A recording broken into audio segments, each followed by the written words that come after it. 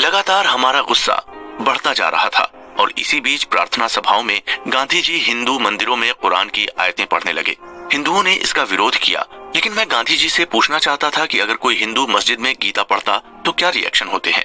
गांधी जी के खिलाफ प्रोटेस्ट करने के लिए मैंने और आप्टे ने लगातार आंदोलन किए। गांधी जी के खिलाफ खुलकर निंदा करने के लिए हमने एक जुलूस निकाला।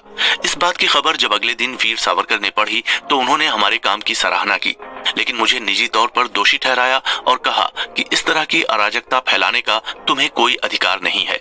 ये काम शांतिपूर्ण ढंग से भी हो सकता है।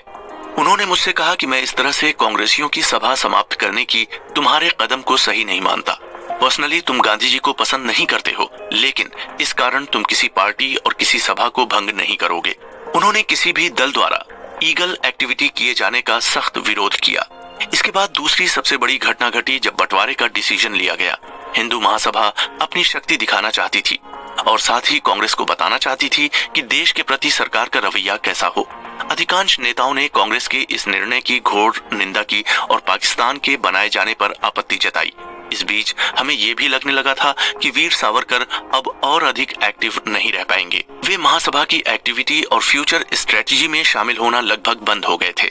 इसी बीच मुस्लिम कट्टरता अपने चरम पर पहुंच गई थी और पंजाब के कई हिस्सों में हिंदुओं के सताए जाने की खबरें आने लगी थीं। बिहार में मुस्लिम विरोधी हिंदुओं पर गोली चलाई गई, मुकदमे चलाए गए और ये सब कोलकाता और पंजाब में भी जारी था। जिस बात का डर हमें था अब वो सामने होता नजर आ रहा था। अगस्त 1947 के प्रकाश पर्व पर पूरा पंजाब जल रहा था, खून की नदियां बह रही थीं। अखिल भारतीय हिंदू महासभा का अधिवेशन 9-10 अगस्त 1947 को दिल्ली में आयोजित हुआ, जिसकी अध्यक्षता वीर सावरकर ने की।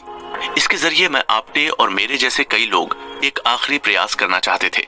हम चाहते थे कि महासभा के सभी टॉप लीडर जैसे वीर सावरकर, डॉक्टर मुखर्जी, LB भोपाटकर जैसे लोग हमारी आक्रामक शैली पर यकीन करें और उसे ऐड करें।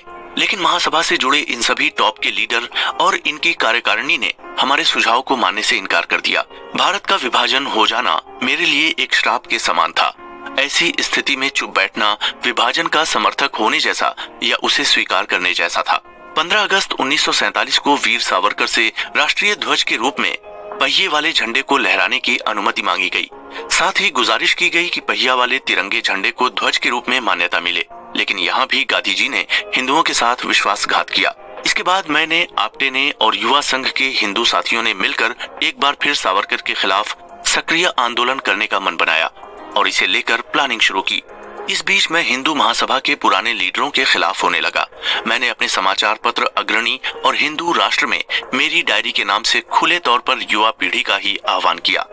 मैंने 2 तारीख की प्लानिंग बनाई। पहली थी शांतिपूर्ण तरीके से और दूसरी शक्तिशाली तरीके से विद्रोह के जरिए।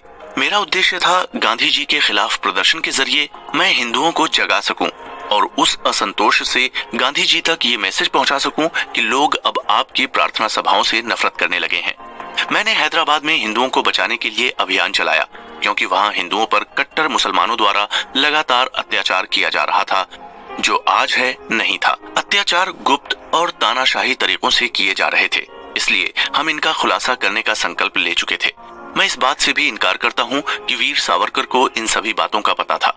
आखिरकार मेरी इन एक्टिविटीज ने मुझे गांधी जी को गोली मारने के लिए प्रेरित किया, लेकिन यहाँ ये दोहराना चाहूंगा कि इसमें आप्टे, बैज और वीर सावरकर की भागीदारी नहीं थी और हमने गांधी जी और नेहरू को खत्म करने की कोई प्लानिंग मिलकर नहीं बनाई थी। ये सरासर झूठा आरोप है। लेकिन उस समय लग रहा था कि गांधी जी की उम्र के 100 साल पूरे हो चुके हैं और मुझे इसके लिए आशीर्वाद मिल गया था।